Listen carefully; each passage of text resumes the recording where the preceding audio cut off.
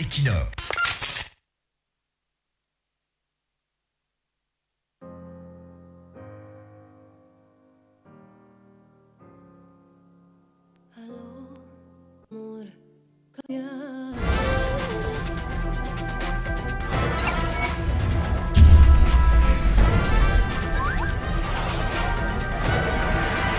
Equinox Télévision, au-delà de l'image, nous rendons compte.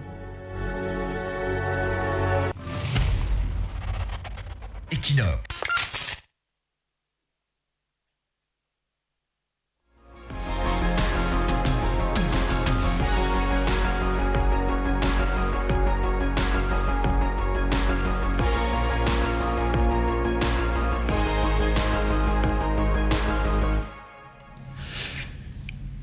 Mesdames, Messieurs, bon après-midi et bienvenue à tous. C'est Quotidien Santé sur Equinox Multimédia. Alors, en ce lundi, jour de rentrée scolaire au Cameroun, nous allons donc faire le point sur les mesures de prévention du coronavirus, au moment où on signale la présence du variant Delta au Cameroun. On le sait, le pays connaît une nouvelle augmentation des cas ces dernières semaines, d'où l'urgence donc de revenir sur les gestes essentiels pour se mettre à l'abri du coronavirus. Et nous avons donc en ligne le docteur Ndiewel Vanessa Kwatian. Elle est épidémiologiste de base de terrain. Bon après-midi, docteur. Docteur Ndiewel, bon après-midi. Bon après-midi à tout le monde. Alors également avec moi dans ce studio, le temps qu'on essaye de voir rétablir la ligne. Florence, bon après-midi. Bon après-midi Nadine, bon après-midi au docteur Ndiewel, bon après-midi également à tous nos téléspectateurs, auditeurs, internautes et excellent début de semaine, bonne rentrée scolaire à tous ces élèves-là. Alors, docteur Ndiewel, une fois de plus, bon après-midi et merci de répondre aux questions de Quotidien Santé sur Equinox Multimédia. D'accord, bon après-midi à tout le monde. Alors, je sais qu'on m'entend là maintenant. Oui, 5 sur 5, docteur. Alors, le virus du corona continue sa progression au Cameroun. Alors, quelle est la situation à l'heure actuelle, notamment dans la ville de Douala? Bon, je ne pourrais pas me prononcer sur le nombre de cas de positifs que nous avons parce que je n'ai pas encore les statistiques complètes. Oui. Mais il faudra savoir que sur la base des sites de prélèvement que nous avons dans la région, notamment au niveau du parcours Vita, nous avons une augmentation des cas qui datent déjà depuis 3 semaines. On a une augmentation de plus de positifs par jour. Quelque chose qui n'était plus présent. Il y a de cela 2 à 3 mois. D'accord. Et vous confirmez que c'est le variant Delta qui est certainement à l'origine de cette nouvelle recrudescence des cas? Alors, je n'ai pas bien entendu. Alors, est-ce le variant Delta, peut-on dire que c'est le variant Delta qui est à l'origine de cette nouvelle recrudescence? On ne peut pas se prononcer aussi parce que dans les dernières enquêtes qu'a fait le ministre de la Santé publique, il a été vu le variant Delta, mais pas seulement Delta. Oui. On a eu Alpha et on a eu Beta.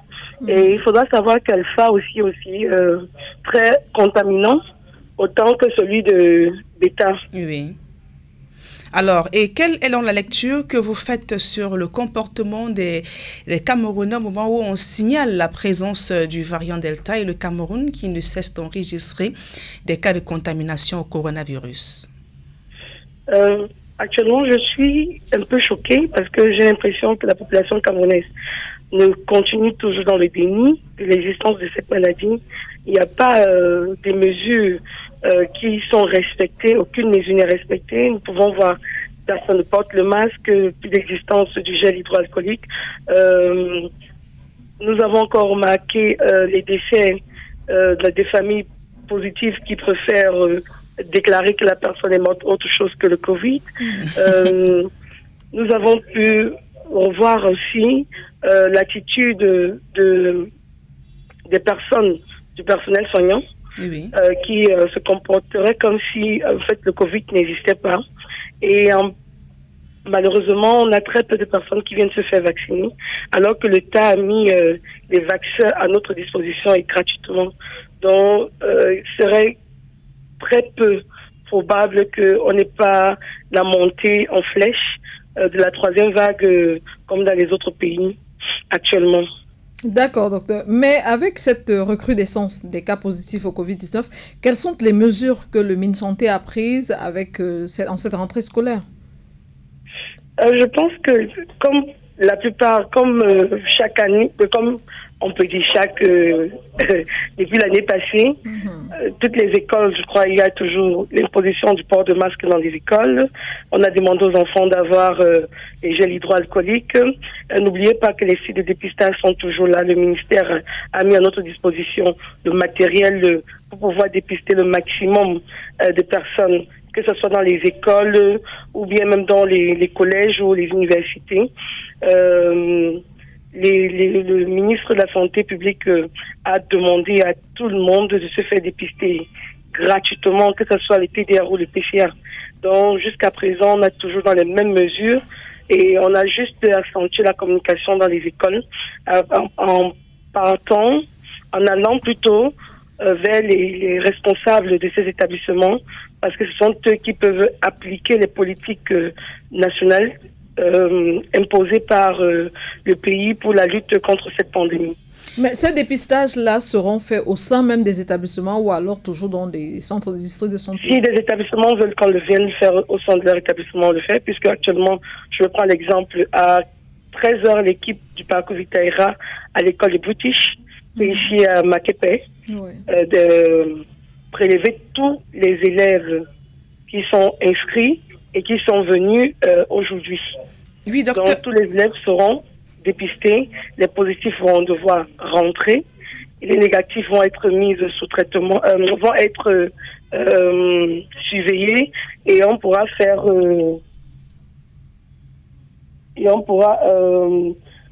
la désinfection générale de l'école et le suivi maintenant des positifs à domicile. Oui, docteur, est-ce qu'il n'y a pas moyen d'amener justement ces responsables d'établissements scolaires à procéder à un dépistage pour mieux gérer d'éventuels cas? Vous savez, le dépistage, aussi massif qu'il soit, n'est pas toujours la priorité. Oui. Parce qu'il faudra qu'il y ait des signes et symptômes pour qu'on puisse déclencher un cas. Oui. Les dépistages qui se font de manière spontanée n'est pas souvent la bonne stratégie, surtout dans l'utilisation des intrants. Oui, docteur. Oui, allez-y. On ne peut pas, par exemple, je prends un exemple, prendre tout le lycée de Makepe, tout le lycée de Dokbom, tout le lycée de... C'est beaucoup d'étudiants, c'est beaucoup d'élèves, et on se met à utiliser les intrants sans but précis. Donc, il faudrait qu'il y ait un déclencheur pour qu'on puisse faire les dépistages. Par contre, si les personnes respectent les mesures barrières, c'est-à-dire les enfants sont assis de manière séparée, ils ont le gel, ils ont le masque, ils pourront moins se faire contaminer et on pourra utiliser de manière optimale le matériel pour le dépistage et en même temps la prévention contre cette pandémie. Docteur, avec le relâchement de la population dans le respect des mesures barrières et la rentrée scolaire, est-ce qu'on peut s'attendre à une nouvelle hausse des contaminations? Effectivement, comme je vous expliquais, actuellement il y a une augmentation des cas qui est visible, elle ne se cache même plus, elle est visible. Maintenant, avec l'école où les enfants viendront, surtout que il a été remarqué que le Delta, par exemple, les enfants se font très vite contaminer. Les enfants font même la maladie avec Delta. Donc, facilement, ils contamineront leurs camarades de classe qui rentreront dans les maisons, les ménages. Et c'est comme ça qu'on risquera d'avoir beaucoup de cas d'inflammation. Et sur les enfants qui font des cas de Covid, les manifestations sont-elles les mêmes? Pardon. Il faudra, pour les manifestations de Covid actuelles, il est beaucoup biaisé. Oui. Il est vraiment beaucoup biaisé. On a les signes communs qu'on connaît, fièvre, toux, fatigue céphalée, diarrhée, douleur abdominale. Mais on a aussi constaté qu'il y a des personnes qui ne font presque pas des signes, comme on avait dit, des asymptomatiques, mais qui ont une asthénie, c'est-à-dire une fatigue extrême, ou des frissons, du froid interne. longtemps sans autres signes associés. Et après, bon, on a aussi constaté qu'il y a des décès, par exemple, la personne n'a fait ni maux de tête, ni douleur, ni céphalée. Et 2-3 jours après, lorsqu'il arrive à l'hôpital parce qu'il est très fatigué, on se rend compte que c'est le Covid et quelques heures après, il décède. D'accord. Donc, les signes sont très frustres. Elles sont très biaisées. Donc, il faudrait que les parents soient très vigilants parce que les enfants font les signes comme les adultes aussi maintenant et ils ne sont plus des porteurs sains, c'est-à-dire des porteurs qui ne font pas de la maladie, ils sont asymptomatiques. Il y en a qui seront très asymptomatiques même et si les parents ne font pas attention, on pourra se retrouver avec des gros dégâts. D'accord. Mais avec cette recrudescence, docteur, pensez-vous que les vaccins seront faits également au sein des établissements scolaires ou alors vous attendrez toujours ces volontaires sur place? Bon, jusqu'à présent, les vaccins sont destinés pour les personnes adultes de 18 ans en montant, sauf pour les femmes enceintes et les femmes allaitantes. Je crois qu'on restera dans cette politique. Je ne suis pas ministre pour dire quoi que ce soit, non. Le ministre, pour l'instant, nous a donné des ordres, c'est de 18 ans en montant. Oui. Et les personnes qui font des maladies opportunistes, ou bien des personnes qui sont dans des états très délicats, devraient absolument se faire vacciner. Il faudra noter que actuellement, beaucoup de Camerounais ne se font pas vacciner. La méfiance n'a pas encore baissé? Pardon? La méfiance a-t-elle baissé? Bon, la méfiance, elle est toujours là. On a toujours peur, mais des personnes viennent quand même poser des questions. Oui. Les personnes viennent quand même s'interroger. Est-ce qu'il faudrait, est-ce que...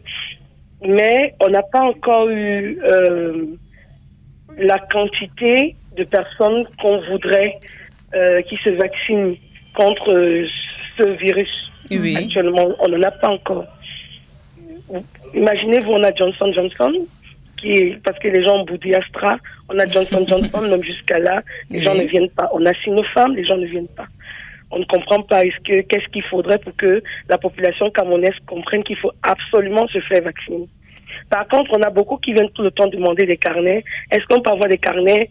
Vous écrivez qu'on est vacciné, on vous donne de l'argent, s'il vous plaît. Non, si, je vous raconte un truc, c'est très dégueulasse et c'est même énervant à la limite. Et à chaque fois, je passe mon temps à essayer d'éduquer, à essayer de faire comprendre les gens.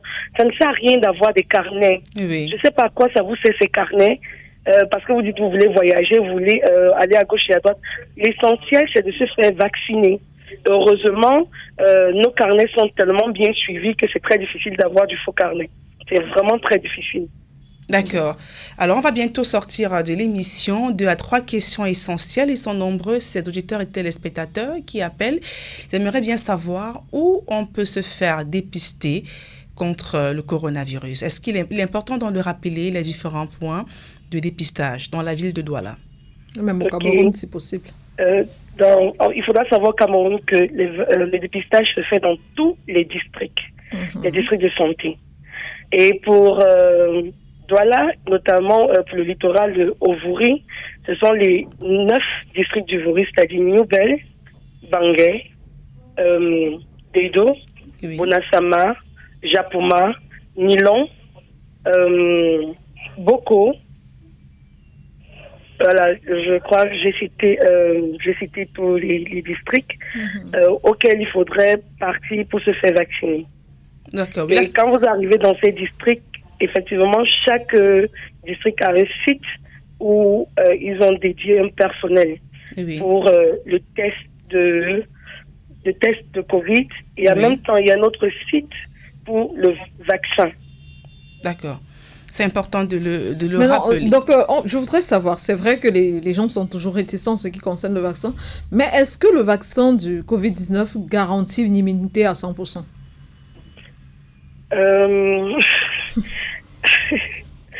Même les médicaments ne garantissent pas la guérison à 100%. Le vaccin préserve des formes graves, les médecins le disent. On ne peut pas dire que ça garantit l'immunité à 100%, mais on a quand même des vaccins qui ont prouvé que l'immunité pouvait aller au-delà de 90%. Oui. Tels que Astra, Johnson, Moderna, Pfizer, Sinopharm, dont on dit que 100% c'est quelque chose qui n'est pas vrai. Donc, on pourrait Mais toujours attraper, mais c'est aussi bon. Mais ne pas C'est faire pas des faux. formes graves. Pardon? On est à l'abri forcément des formes graves lorsqu'on prend du par vaccin. contre, lorsqu'on se vaccine, on est presque sûr à 100% de ne pas faire la forme grave lorsqu'on attrapera le virus. Alors, docteur, on va bientôt sortir. Quelles sont les dispositions pratiques qui doivent être prises au sein des établissements scolaires avec la rentrée qui a démarré en ce jour? La première des choses, il faudrait d'abord que les écoles sachent que porter le masque, ce n'est pas seulement pour entrer en classe, pour entrer dans la barrière. Parce que j'ai vu, l'enfant met le masque, dès qu'il entre, il ressort, il prend le masque, il remet dans la poche. J'ai vu ça dans presque toutes les écoles que j'ai sillonnées ce matin. Oui. Porter le masque doit être systématique. On doit trouver des masques assez légers pour ces enfants.